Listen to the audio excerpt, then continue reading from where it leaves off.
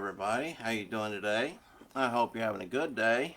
It's a day that you have an opportunity to do something for God, and so we encourage you to do that.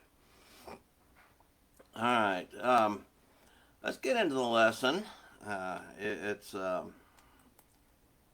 I think we need to look at and maybe help some people. The title of the lesson is Nine Commandments of Satan, and you can subtitle this lesson called How to Be Lost Spiritually. And so, really, probably one of the first things you want to consider is how to be lost spiritually. Don't do anything. I mean, for many people, it's an easy one. Just continue what they're doing. But seriously, we are reminded that so many people are lost, and they don't seem to care about that fact.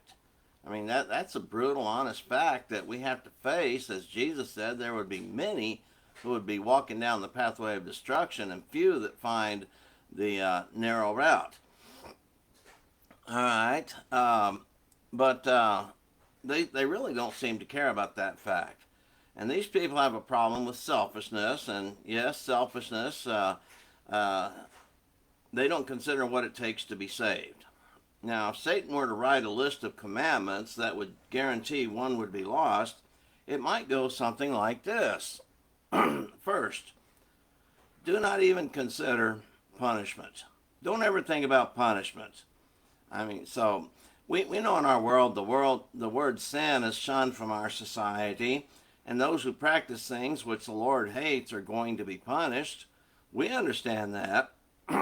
And if we could just make it up in our minds that there is no such thing as hell, and we can do whatever we want because there are no eternal consequences, there will be no punishment that will mean anything. Now, second, very important, do not read the Bible. I mean, that's definitely something you don't want to do. If you want to be lost, don't read the Bible. And so that is one thing you should never do. See, the Bible tells people how to be saved. And it provides God's plan of salvation and instructions on how we are to treat our fellow man, as well as teach us to reverence and respect our God. And so that's what, don't ever read the Bible because it might get you on the right pathway, might get you to thinking. So don't ever do that. The third commandment, always walk according to your own mind. In other words, do what you want and you can justify it by setting your own standard. Certainly you do not want to follow someone else's standard, and you do not want to follow God's standard either. I mean, easy enough to understand. Fourth, follow the wisdom of the world. Yes, our world has created its own wisdom, and it is almost always void of God. See, the Bible teaches us that trying to do anything without considering God or following His plans is vanity and striving after the wind. Just about every chapter in the book of Ecclesiastes has that thought put forth. And, of course, our world is doing an outstanding job of removing God from our society, and it shows. And so, truly, there is no such thing as a Christian nation anywhere on earth. And the best we have is a spiritual nation that is occupied only by true Christians. And they are scattered all around the world. Now, fifth, never listen to counsel unless they agree with you.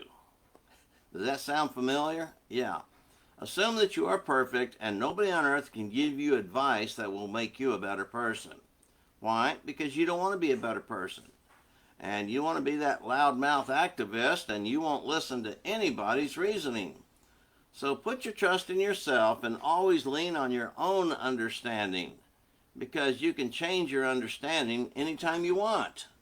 See, that's what a lot of people like to do. They go along one way, and then they just change their understanding whenever they have a whim to do so. Now, sixth commandment would be you must silence anyone who would try and teach you what God wants you to do. Yes, we can blame the atheist for getting prayers thrown out of school, but it is our liberal society that is throwing God out of our lives. And that society, they think it's their job is to ridicule and make fun of anyone who might claim to be a true Christian. And now those who are fake Christians, who are not really committed to God, they seem to be okay with them. And they just learn to hate anyone who will not tolerate what they want to do. And we know that's the case in our world today. Now the seventh command, it's an easy one. Always shift the blame upon someone else. Like we talked about yesterday, it's not my fault. Always shift the blame.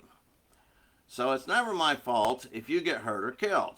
I mean, we can blame the guns, we can blame the government, we can blame our society, but never can we blame anyone who actually does something wrong. That just seems to be the way it is these days.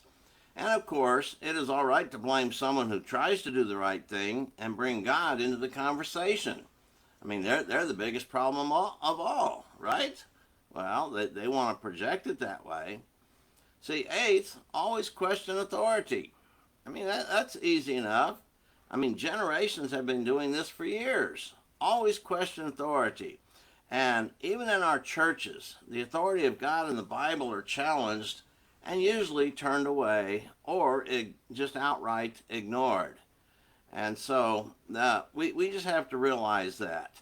And so the ninth commandment of Satan, if he was to have commandments, ninth, we should embrace all the false religions and practice their belief system that is different from the Bible.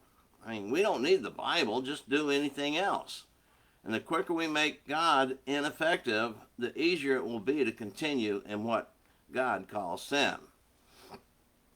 All right, having said all these, hopefully you can figure out what it takes to be saved. I mean, if you're a student of the Bible, you could probably think of several passages that this is basically a reflection in the mirror of what is going to be the opposite. And so what we have to be realizing, sadly, is there's many who claim to be followers of Christ, but yet they're not. I mean, this is described in Titus 1:16. They profess to know God, but their deeds deny him. Yeah, there's many people who call themselves Christians, but yet they live just like the world, and they live no different from the world. And if you tried to correct them, they'd get all upset with you.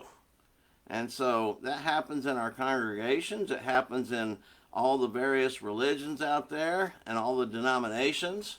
They've all adopted this mantra of doing what I want to do. I mean, once again, it gets back to that selfishness. And that is the problem in our world and our society. And really, anybody who wants to go to heaven is going to have to be persuaded not to do these things. But sadly, many people do. And they're going to be lost because of that. I mean, that's sad. I mean, souls are going to be lost. And that should really motivate us to get busy and start doing something for God. To talk to people about their salvation and talk to people about the truth. I mean, always presenting the truth. Sure, the truth is not popular. People don't like hearing the truth. And most of them are just going to get outright mad that you speak the truth. But folks, this is what God wants you to do. Teach people and guide them towards eternal salvation. And God will be pleased with you when you do that. But if you just don't say anything to anybody, then you're not a servant of God. And you just have to come to that realization, God's not going to be happy with you. So do something for him. Share his message, talk to others, and think about these commandments, because they're really just the opposite of what Christians are supposed to be doing. And it is very effective to be spiritually lost. And really, it is so easy. I mean, really, you don't have to do anything to be lost. And so it is so easy. So think about these things. That's our lesson for today. Consider the 9 commandments of Satan and how to be spiritually lost, and then make sure you do something different. Make sure you follow God's commandments. And I'm not talking about the 10 commandments. I mean, those were nailed to the cross, but the majority of them were basically truisms that we're supposed to be doing every day anyway. So serving God and worshiping Him and Him only, and taking care of your fellow man and being nice to them and not mistreating them. I mean, very simple lesson, but hopefully it's effective.